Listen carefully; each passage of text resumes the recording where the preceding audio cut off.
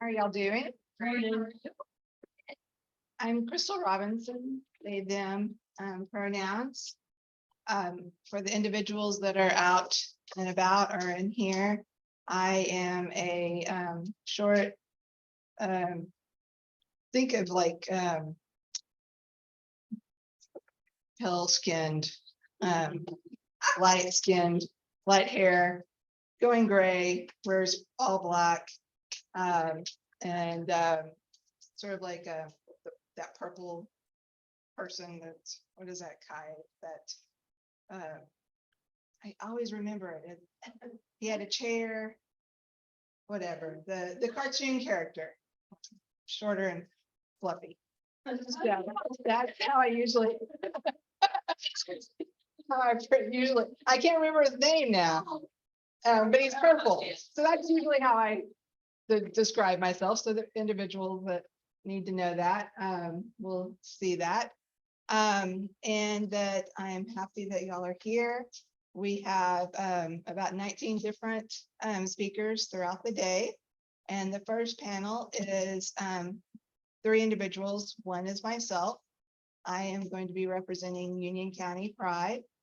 And then we have Chad Turner. He is going to be representing Carolina's LGBT Chamber of Commerce. At one time it was just Charlotte, and now it's grown into South Carolina and North Carolina. And then we have Candelario Saldana, and he is going to be representing Pauli LGBT Bar Association. Would you like to come up and we'll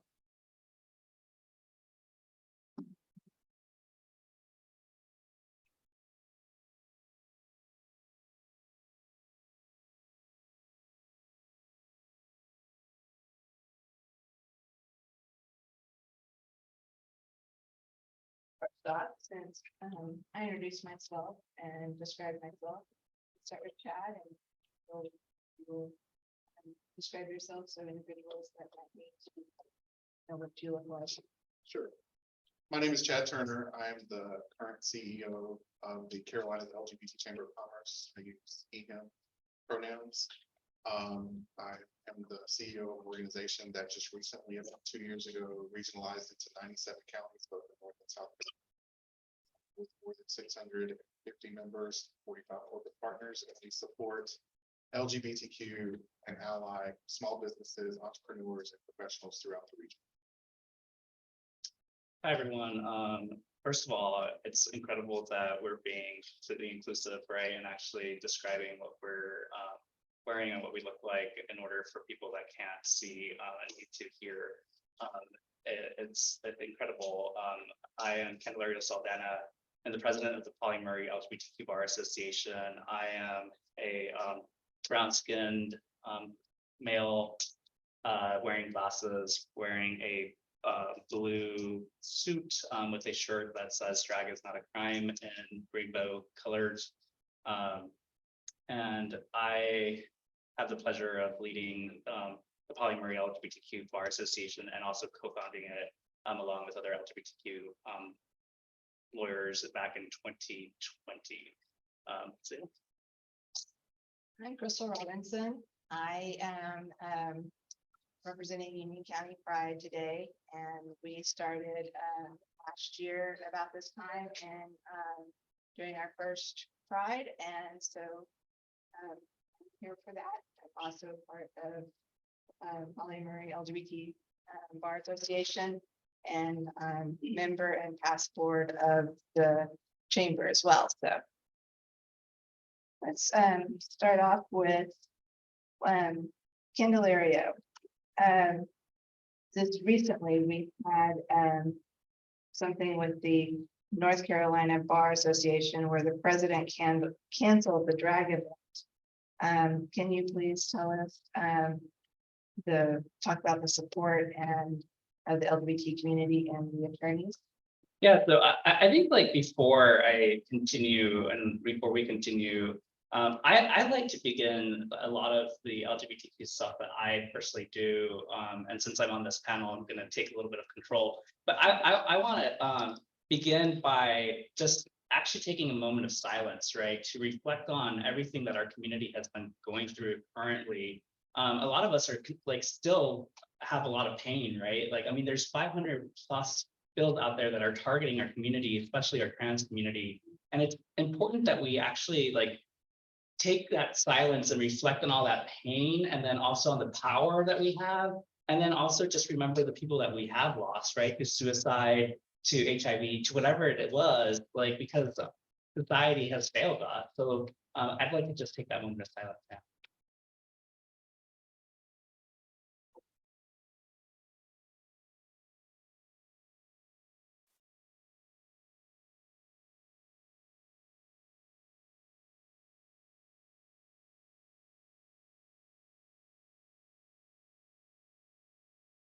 Thank you.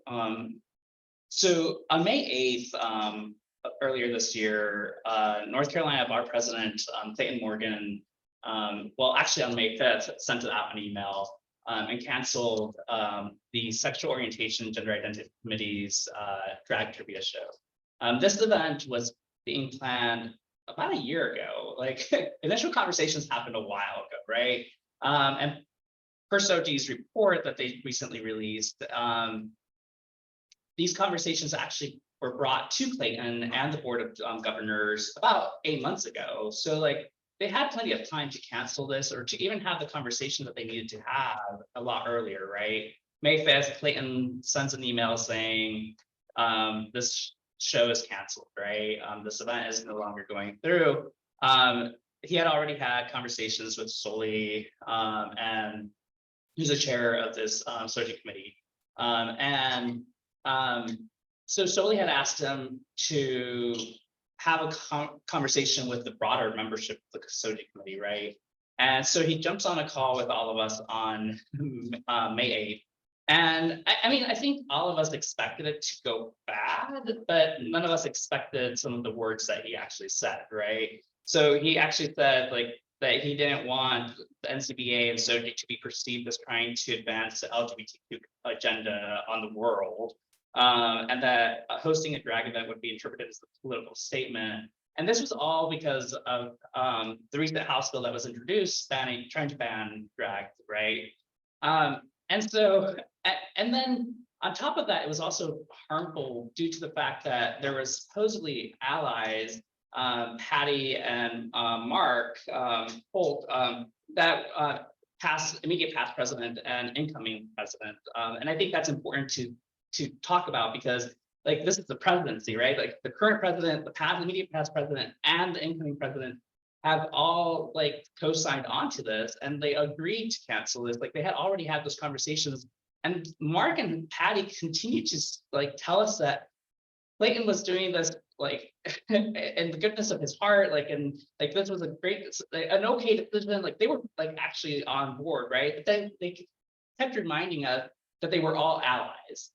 And it's like, you're not, it's like, you're not an ally, right? Like, sorry, but one, like, you would come and have these conversations with us a lot further so that we can educate you, because that's part of being an ally, right?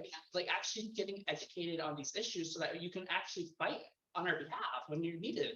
And so the event was canceled.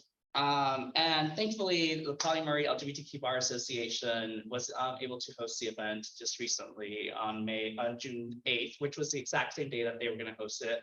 And we did that as a board. We decided that we wanted to get back at the NCBA, right, and send a message to them. And thankfully, like we were also able to host it at the same place that they were going to host it. And Motorco actually ended up giving us the event space for free. And they actually said, like, we like had a conversation with them and we told them that we're canceling the contract because the contract allowed them to cancel as well, because they didn't want negative media attention. The NCBA, whoever was representing them on that call, said, but we're trying to protect you from negative media attention because you're going to get negative media attention by hosting a drag event at your location, right? And Motorco came back and said, no, we want that kind of media attention. That's great media attention. We don't want fascist media attention, right? And it was like, it's a reminder that there are allies out there. And it's important to just make sure that one, our allies continue to educate themselves, and that we also continue to make sure that those that are calling themselves allies are true allies, right? Because we don't know the conversations that are having behind us, and we want to make sure that they actually are standing up for us in those critical moments. Because of all the drama that we know about that. We would have never known about the controversy and the canceling of the drag show had it not been them canceling the drag show. Yeah. So they actually brought all the attention to it when they were probably trying to save face or Right, trying yeah. to protect you guys, be a good ally. But we all learned about it because they canceled it. Yeah, and it's interesting because there was conversations, there's still conversations of like whether, how much like more negative media they should be receiving, right? Because, and I do think like one conversation that I've had with some friends is how much do we alienate people that actually call themselves allies, right? And like, because we also do want to embrace them in a certain capacity to continue educating them, right? But like when it goes to a step further of you actually going against their community, and like here the issue isn't drag, right? We all know that the issue really isn't drag. The issue is our trans community that people are against, like, and we need to make sure that our voices as the rest of the LGBT community is actually speaking up for those rights, right? We can't sacrifice our tea anymore. Like we've done that in the past, and we also need to be better allies now. So it's also up to us, right? And then the last thing I'll plug is that we were able to raise $60,000 again. Yeah, but sending a louder message to the NPBA. Like the best marketing is them saying that they're upset about something. Yeah. Chad, let's go back to all the way back to 2016 when we North Carolina passed HB2, and can you talk about how the business community came together, and then also if that helped with getting Charlotte and Mecklenburg and the other 14 some odd ordinances around the state, because Union County, we do not have those things. So when we passed the initial ordinance, when we actually proposed the initial ordinance, it failed. And it was a last minute fail. We had the votes going in. There was some conversation behind closed doors before council came out. We got some text messages. We were in the crowd with time. They told us we just lost the votes. And so we lost by 2 votes. And the reason why we lost was not because of issues with LGBT folks. It was because our 2 LGBT council members refused to vote for a compromised NDO. And so they voted it down because it did leave out the T. And so the initial vote failed. And then the second time it was proposed, obviously it did pass in full. And that's when the legislature decided to do the moratorium on NDOs. And they enforced the Dillon rule in North Carolina, and they took charge and said municipalities cannot pass NDOs for this amount of years. And then after that sunset, they can pass NDOs, but they cannot utilize the bathroom provision. Quickly, how long is that? It's already sunset. It's over. So 16, 17 municipalities have passed. Obviously, Charlotte was not the first out of the gate.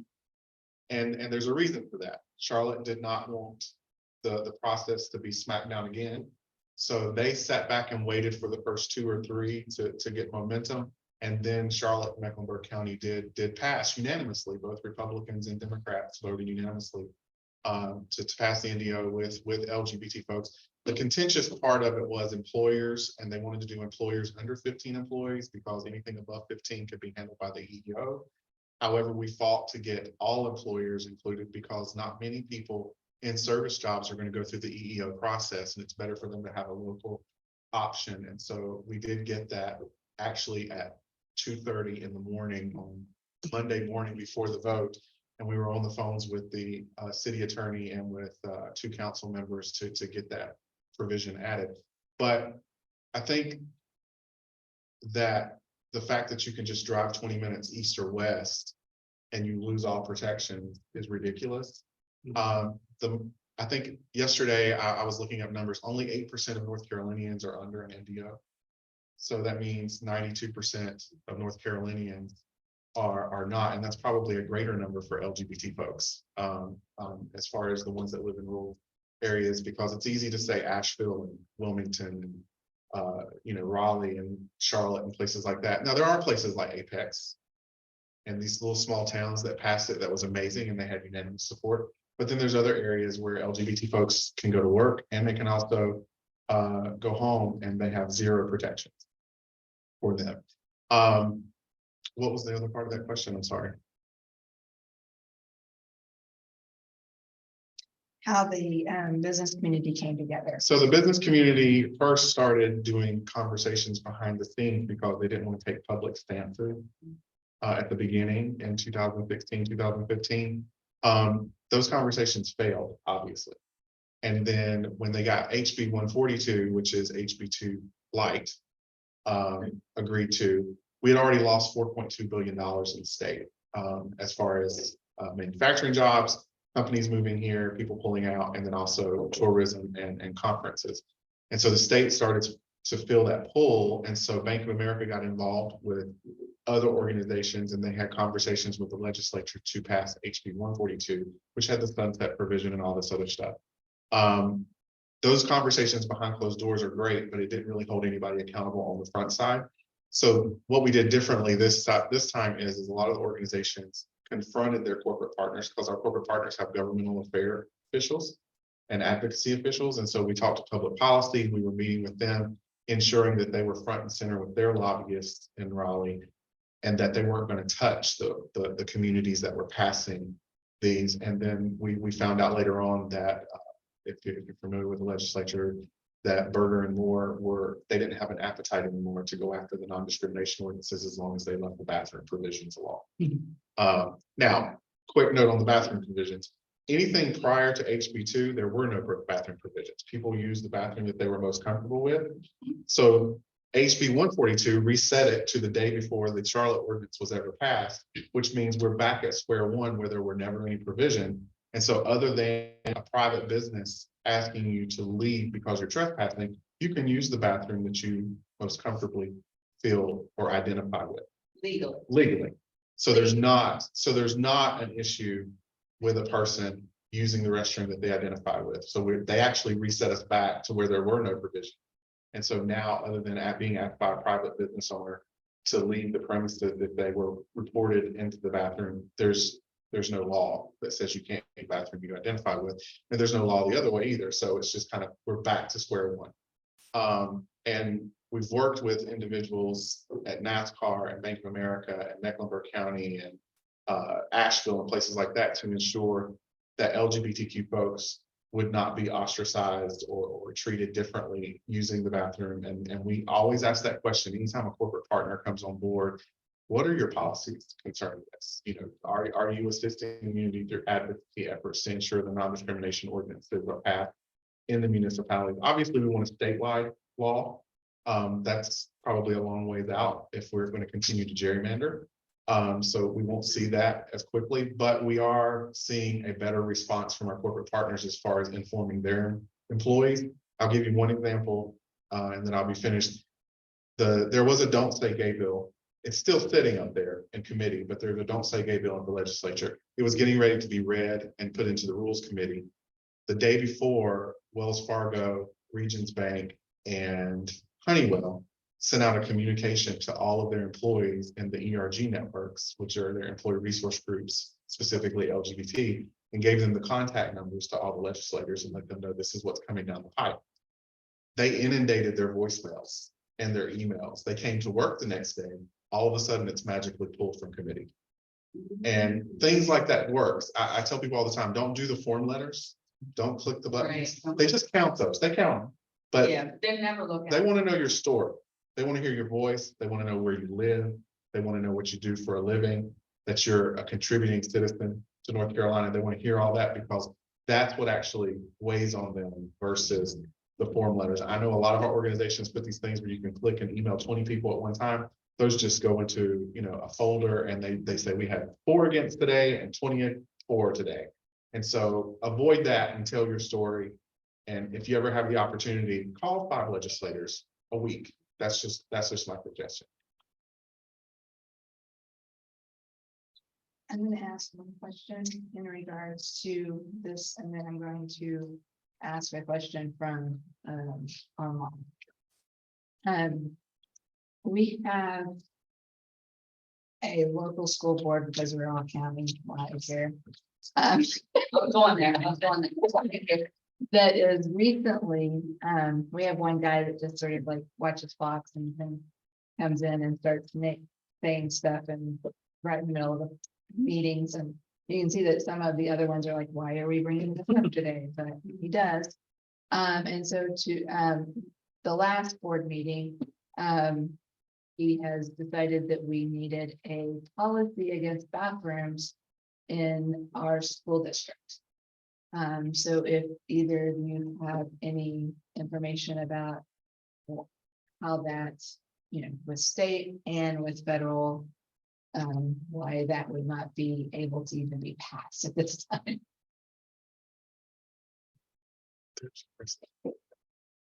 I mean, you're putting me on the spot. I can do some legal research. Every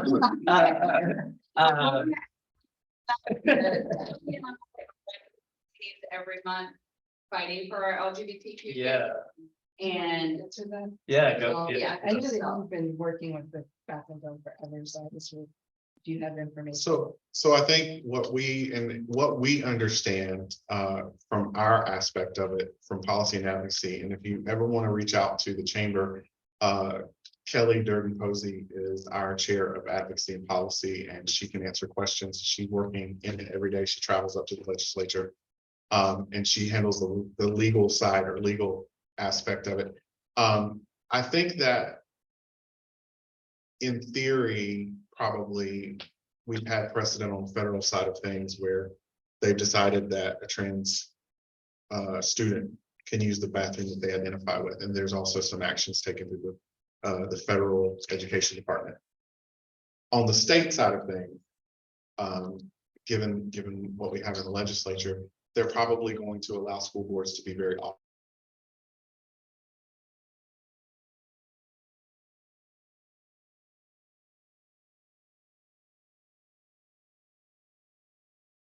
other than a legal analysis. I think individually it's going to have to be challenged county by county. just ask one last question, one other question, I'm sorry, because this is why I'm here. If they were to pass the policy, as a mother to a trans kid who goes and speaks in front of the board every month, so they are very aware of my child. I want to sue them. Like the minute they pass a policy, I'm legally gonna take action. I don't care how much it costs me. It is what it is. My husband's not happy. It is what it is. But would I have any legal footing, you think possibly we could take this offline later, but just keep that in your mind. I mean, I think it's interesting to also like to connect with like Lambda Legal, right? Like Right, Lambda I Legal. haven't reached out to them. I haven't heard back. So Lambda, connect with me and I mean, I can put you in touch with the people that I know at Lambda Legal, ACLU. But I mean, and they'll do the analysis of whether like if this is going to end up hurting our community, right? Like it's also like there's a lot of judges that are going to issue a bad ruling, and like where we bring this up can set horrible precedent for the rest of the state, right? And so like it is important to not only I mean, if you can hire an amazing law firm that will do it and you have all the money in the world, which a lot of people don't, right? But like but Lambda Legal and the ACLU are there for that, but like they don't take every case because every case isn't going to actually come out on the good side, right? And it is an analysis that we all need to be weighing in on, because like you don't want to bring a lawsuit that's going to hurt our community even further, right? And I think the other thing that is important to just like that we got to get out and fucking vote, right? Pardon my language, but like it like infuriates me when I see that like these small elections, like which are super important and actually affect their daily lives, people aren't turning out to vote. Like, No. I mean, we had a Charlotte city council, whatever,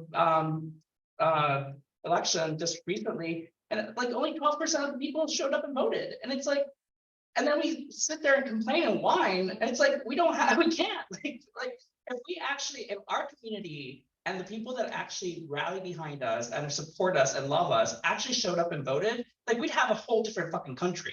We really would.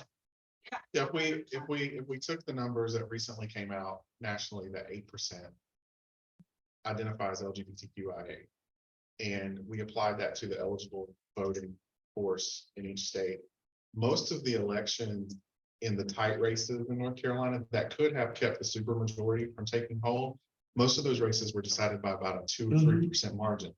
If the eligible voting group block in the LGBTQ community in the state would vote in mass, we possibly could flip that without even worrying about the gerrymandering. Because we exist in all the corners of all those little red counties all over the state, and we can make a difference. The problem is our complacency and our fear, or it's not going to matter anyway, or my vote doesn't matter. See, this state is where it's at because, votes don't matter. If we took all that out and we educated individuals in these areas on, sometimes these things are decided by 10 votes. Sometimes they're decided by 100, and it can matter because we are at 8 to 9%, and that's the people that are checking the box out. That's not the ones that are closeted and aren't saying who they are, which possibly exist in all these far-reaching red counties, because these little seeds of blue throughout the state, those progressive areas, we can carry the state money-wise, but we can't carry it vote-wise because our vote has been diluted. And so it's going to matter, all of our blue voters in those red counties are what's going to matter because it's going to tip those votes down. And so our job is not just to complain and advocate. Our job is to educate our own people that, it does matter. I'll drive you to the polls. I'll figure out a way to help you I'll teach you how to do an absentee ballot. I'll show you what ID you're going to need this year, that type of thing. Mentioned to connect with the Pauli, North Carolina, they can put you on a list, because that's who the ACLU and Land Legal is gonna reach out to look for litigants. So, like, we were litigants in the Land Legal case, taking time to get your birth certificate corrected. Oh, okay. And would be litigants with the ACLU on the sports ban that's gonna get passed today. And so those organizations then partner with local firms in the state, and they'll look for, based on what's going on. Also, like Candelario said, like, for instance, ACLU already has a sports case in the Fourth Circuit, which is the circuit we're in. So they may not be looking for litigants in North Carolina yet for sports stuff, because they already have a case that will probably go all the way up. Right. But that's who I would recommend is contacting the Pauli, and then they'll. And it's the child that's the litigant. Right, yeah, no, absolutely. But then you gotta think about the mental strain on the child too, right? I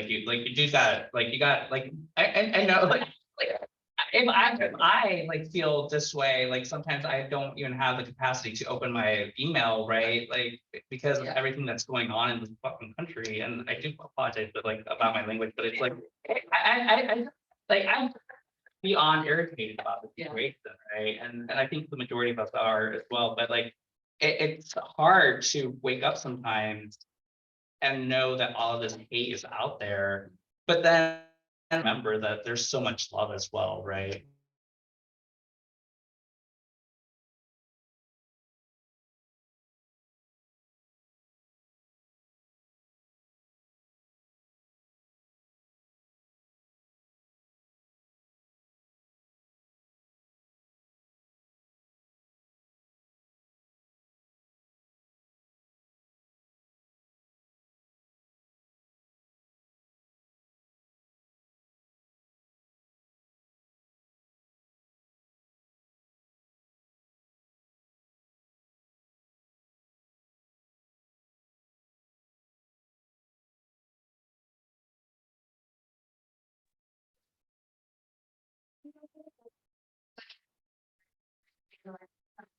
No, it is worth the pressure. There's 3 things they're going to take into consideration. How much of my workforce lives and works and plays in that particular county? What are our policies publicly? Like, what are we saying publicly that we're not doing privately? If we're not putting pressure needs to be put, then, that kind of thing. And then the third thing is, what's it going to do to the ability to recruit talent and future jobs for the particular county that's doing it. Because the problem with that is, and I say this all the time, people live outside the counties and their kids go to other schools, but they travel in for work. But they don't, you need to bring the broader picture in of who does live in the county. And when you're doing business in that county, does that county, for lack of better terms, does that county look backward? Are they regressing instead of progressing? Obviously, Union County was hot and on fire prior to COVID because this is where manufacturing was moving. There, there's a lot less regulations. There, people are coming out here for land because you can get a home for $500,000 out here versus what you get in Charlotte for $500,000. So a lot of things are moving here. And one of the things you can do is reach out to the LGBT chamber. You can also reach out to your chamber, your regular chamber in here in the county, and put pressure on those officials to give you avenues into the governmental affairs groups that as Harris Teeter or Wells Fargo. And we can also give you the contacts for the larger corporate partners and just hammer them and present your case and say, look, your people are going to be living, your customers are going to be living in a situation where they don't feel like their kids are safe. And so they're eventually going to flee. We do know Out Leadership did a survey in the states that have passed these, and I'm going to say that Tennessee, Florida, and Texas that have similar situations where bills have already made it to the governor's desk. 26% of LGBTQ adults, that's the outlet, that's not the one that are in closet, have fled. That's almost 30%. And if you take that number and you look at that, what industries is that affecting? Service industries, hospitality industries, specific jobs in certain areas. And so now the National LGBT Chamber is going to break that down, and we're going to show you how many service industry jobs it's affected, how many, because with the data, you can move the ball because it's going to matter. At the bottom, the warm and fuzzy doesn't matter to the corporations. The bottom line is what matters, right? When it all shakes out, how much money am I losing and how much talent am I losing? Because if they lose an employee, it takes 3 times that employee's salary usually to find a permanent person that will stick and stay currently under what we're dealing with post-COVID. So if you're talking about $100,000 employee that quits and flees because of this, it's going to take $300,000 to find someone. And that's going through multiple candidates who come to work and say, I can't do this, and they quit, retraining, placing ads, doing interviews, all the manpower that goes in that. So they're spending triple to replace every employee that flees. And so you think about who leaves, and it's not just LGBT folks that leave, it's straight parents who have LGBT children. So the number is greater than the 26%. They're talking about LGBTQ adults. They're not talking about the straight adults that have left because their kids can't be safe in schools or in the public arena in Florida or Texas or Tennessee. We are 10 minutes away from the next time to have a speaker. So if you have any questions during the break, they will be around. I also do want to say some stuff here is that one thing is with the Fourth Circuit, a lot of the things have already been decided. We already had the bathroom bill already done. He's going backwards and not realizing. So as we've seen, sometimes they will pass things without any understanding that they live inside of North Carolina and they live inside of the United States. Because one, we have a anti-bullying legislation that is, it does include sexual orientation and gender identity. We have the Fourth Circuit that was the one that actually had the Supreme Court case for bathroom in a school. And the Fourth Circuit's also included gender dysphoria under ADA. And so the school districts, which any public school district in the nation receives federal funds, they have to go under the ADA, especially the 504. So there's things that go there, and then these places like Union County decides that they're just going to go rogue for a little bit, and then they have to come back to realization. Hopefully we can get them to stop that by voting, and also by getting in with our business owners around here and saying, you know, when people start looking and you look at Union County, I will say that when I was looking at Union County in 2018, I did look at different stuff and it wasn't as crazy as it is in the last couple of years. And I certainly did not go to South Carolina for a reason. And I thought, oh, I'm living here and I can go into the city to, you know, and live out in the country to have some land. So if people are looking at the web and they're seeing crazy and crazy and crazy each time about what the school district's doing, they're going to, you know, decide not going to go move out there for a reason. So why don't we have a break of about 5 minutes if we can? We'll do 10 minutes. I'm going to try and figure out if we can get on another line of internet, because the line that we have gets, we always get posed at the weirdest times, you know, it's like.